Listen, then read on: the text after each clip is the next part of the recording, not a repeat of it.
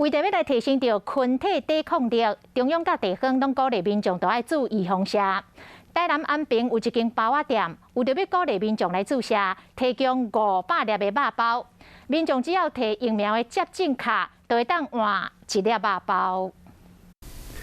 除了中央甲地方鼓励大家注预防射以外，即马台南的安平有业者用实际行动鼓励大家注预防射。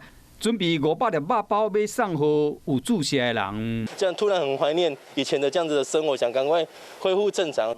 全国3级警戒以来，人起来买包啊，拢爱过这个假帮。伊感叹讲，这互人甲人之间变甲加正疏远。希望用包啊，请大家赶紧出来注预防射。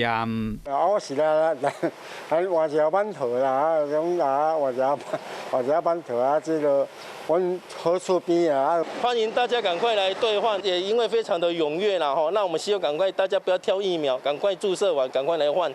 目前咱国内疫情虽然讲有较回，也毋过疫苗注射率依然无达到标准。业者出钱出力，用免费请大家食肉包的方式，鼓励大家出来注预防射。